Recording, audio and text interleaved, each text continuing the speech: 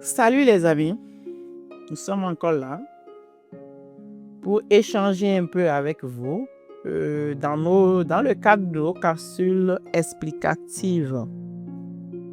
Oui, nous faisons des capsules explicatives parce qu'il y a des préoccupations en instance, il y a des questions, il y a des inquiétudes et nous sommes obligés, nous avons l'obligation de répondre aux questions en instance. Et sur ce, aujourd'hui, qu'est-ce qui nous intéresse? C'est de partager avec vous quelques informations liées à la formation sur la protection des droits des patients et au suivi et évaluation concernant deux domaines. Le domaine de la réalisation de l'accouchement humanisé, le domaine de la mise en œuvre du concept de classe des mères. Et sans plus tarder, nous allons dans le vif du sujet. Mais avant, il faut que je vous dise qui je suis. Je suis Annick Nonoou, sage-femme juriste, béninoise. Je suis de nationalité béninoise. Quand dans les questions, on dit « Ah, elle est d'où? Elle est de quel pays? Elle fait quoi? C'est qui ?» C'est Annick. Nico pour les intimes. Donc, sans plus tarder, je vais vous présenter une note de sollicitation d'argent. Je ne vais pas afficher la note, mais je vous lirai le contenu. Et c'est une note qui a été rédigée ou envoyée par le directeur départemental de la santé de l'Atlantique et du littoral. Je voudrais rappeler que nous sommes en train de faire un passage en revue de support de données de la période 2015-2019. Donc, ce n'est pas une documentation récente, mais c'est lié au fait que les gens se disent que ce n'est pas possible de parler de droit au Bénin, ce n'est pas possible de faire l'humanisation des soins, ce n'est pas possible de mettre en œuvre l'accouchement humanisé. Et on voudrait leur dire qu'on en était là-dessus depuis. Donc, le DDS a envoyé cette lettre de sollicitation à Madame la directrice de OMEL. Et quel était l'agent qui a été sollicité? On a dit dans le cadre de la séance d'échange avec les agents de santé des centres de santé périphériques sur les droits et devoirs et ceux des clients, sur leurs droits et devoirs et ceux de leurs clients, organisés par la DDS, je viens par la présente vous demander de bien vouloir autoriser Madame Annick Nonoou, sage-femme juriste. Sur le document, j'ai souligné juriste.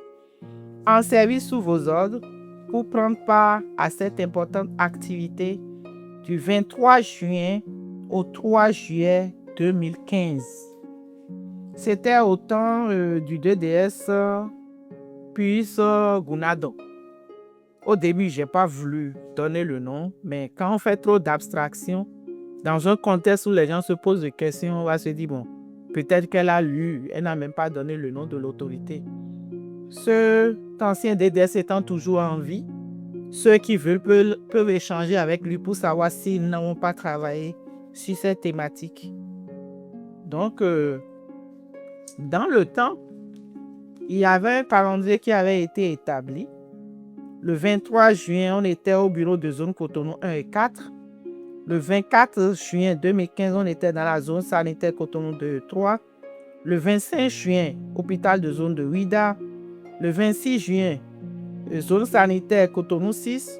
Le 30 juin, hôpital de zone Abomey-Calavi.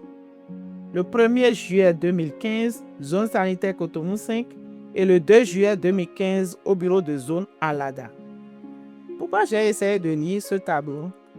C'est pour que les gens comprennent que depuis 2015, nous avons fait plusieurs sensibilisations sur les droits et devoirs des patients et les droits et devoirs des professionnels de santé. Et je suis vraiment satisfait du fait que récemment, c'est-à-dire l'année dernière, 10 ans après, parce que là c'est 2015, mais en 2025, l'ARS a élaboré officiellement la charte des droits et devoirs des patients. Donc, toute chose qui prouve qu'on n'était pas en train de s'amuser.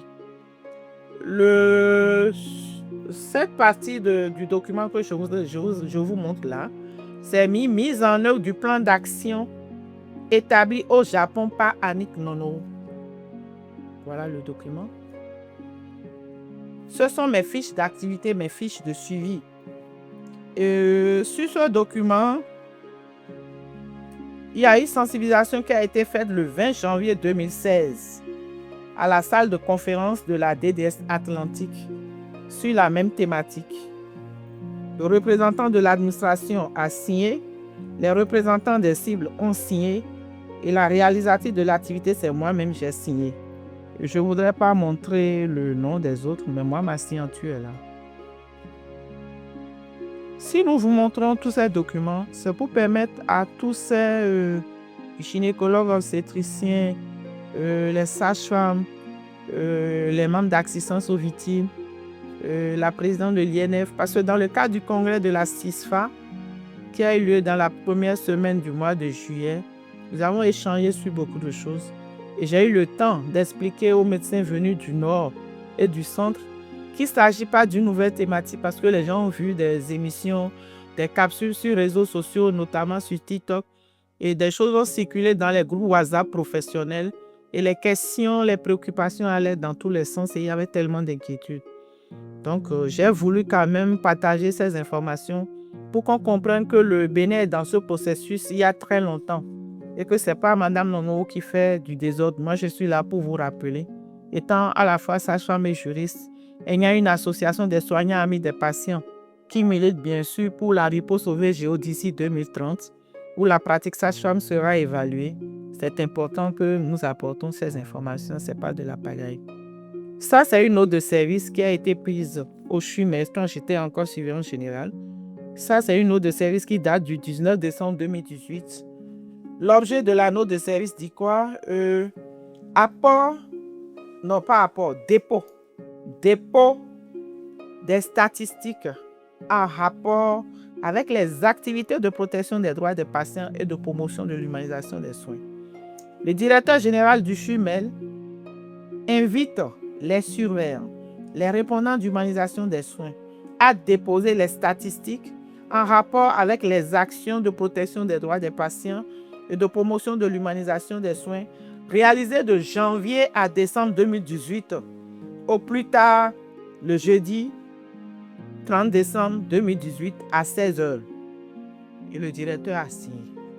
S'il n'y avait pas de statistiques, s'il n'y avait pas la documentation des données, un directeur n'oserait pas dire qu'on vient déposer les statistiques.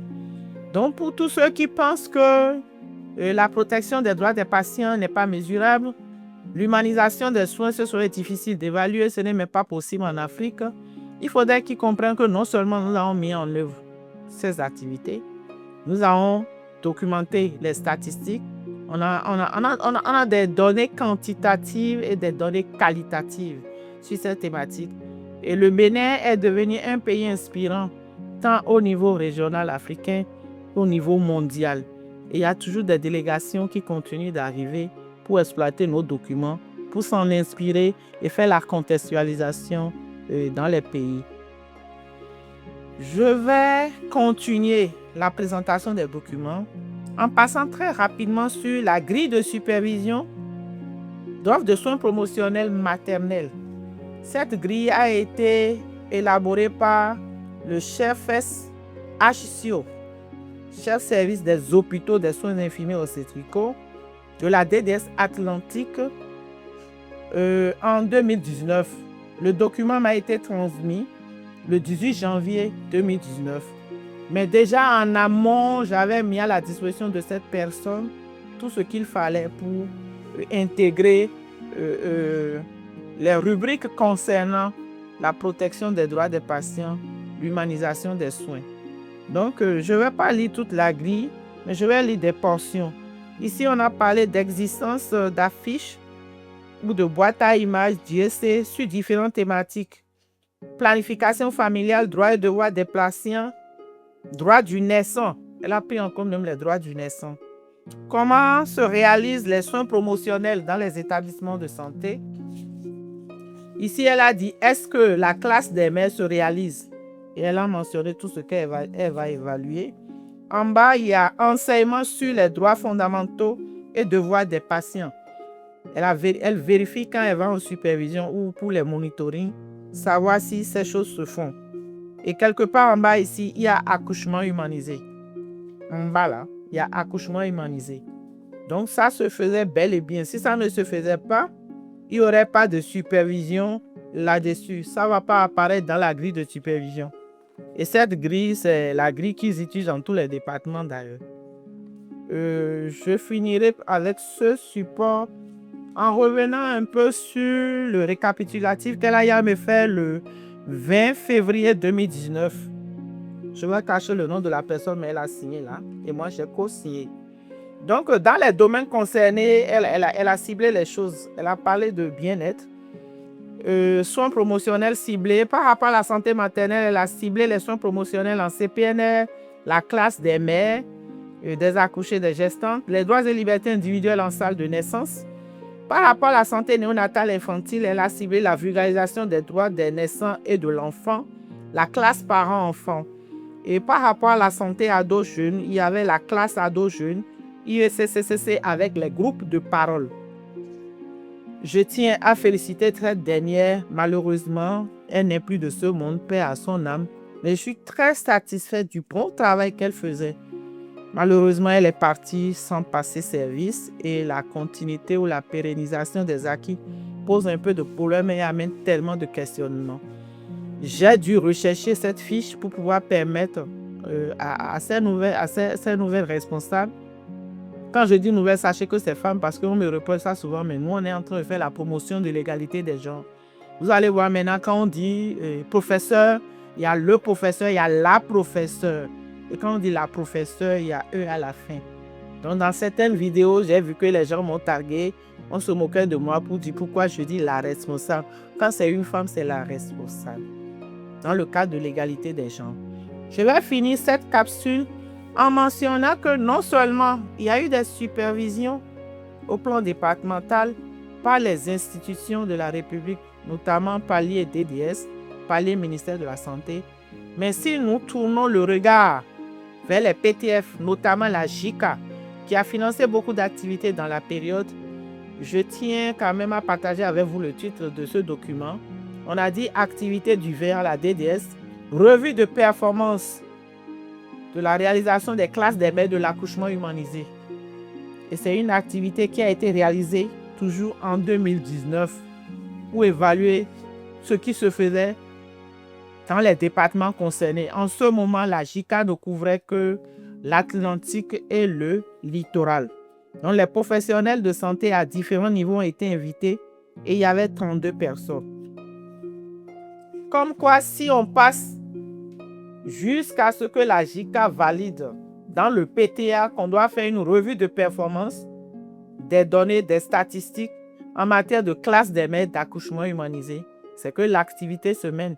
Et dans certaines capsules, déjà, j'ai montré même que les courbes qui sont tracées par rapport à l'accouchement humanisé dans les centres de santé qui étaient impliqués au Bénin. Ici, c'est une fiche signée par un cadre de la JICA que je ne vais pas nommer, mais chez qui j'étais allé déposer les 2 rapports d'activité. Parce que déjà, le 18 décembre 2019, on avait fait une formation à l'Infosec à l'endroit de 50 participants. Il y avait les directeurs d'hôpitaux, les responsables de maternité, les médecins et des sages-femmes impliquées qui étaient répondants des centres de santé qu'on a impliqués tant dans l'Atlantique et le littoral. Et le second rapport, la seconde activité a été réalisée le 20 décembre 2019 et c'est ça la revue de performance. Les 2 rapports ont été déposés à la JICA. Donc si les activités ne se menaient pas, on n'allait pas pouvoir faire la revue, on n'allait pas pouvoir faire le suivi évaluation. Et j'étais à la fois facilitatrice et consultant par rapport à ce suivi. Donc, je voudrais remercier les internautes, les collègues et particulièrement les gynécologues obstétriciens du Nord qui ont participé au congrès de la CISFA et qui sont vraiment venus me soutenir après mes interventions, mes prises de parole, mes explications. Ils sont venus me dire qu'ils ont compris beaucoup de choses parce qu'il y a tellement de choses sur Internet, il y a tellement de choses sur TikTok, il y a tellement de choses qui passaient dans les groupes de travail et dans les groupes professionnels WhatsApp. Et eux, ils se demandaient quelle est cette sage-femme qui veut créer de problèmes quand même aux médecins. Finalement, ils ont compris que cette sage-femme ne voulait pas créer de problèmes, mais plutôt, elle est en train d'éveiller la conscience des uns et des autres pour qu'on évite les risques médico-légaux. Et là, d'autres engagements ont été pris. Je pense qu'avec le temps, quand je vais prendre mes congés administratifs, j'irai encore au nord, s'il plaît à Dieu, avant décembre 2026 pour pouvoir faire des briefings, des formations, pour que les cliniques privées de Parakou, qui ne sont pas encore impliquées dans ces activités, puissent aussi continuer ou bien démarrer le travail et travailler comme les autres.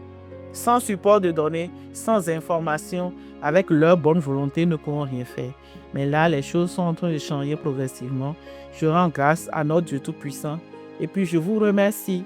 Je remercie surtout ceux qui partagent les vidéos dans les groupes professionnels. C'est du bon boulot, c'est une mission divine, c'est une mission sociale, c'est une mission juridique. Vous êtes des champions. Bravo à vous pour le fait que vous militez intensivement pour qu'on puisse réellement réduire la mortalité maternelle, néonatale, infantile au Bénin et en Afrique. Merci à nous tous et puis à la prochaine.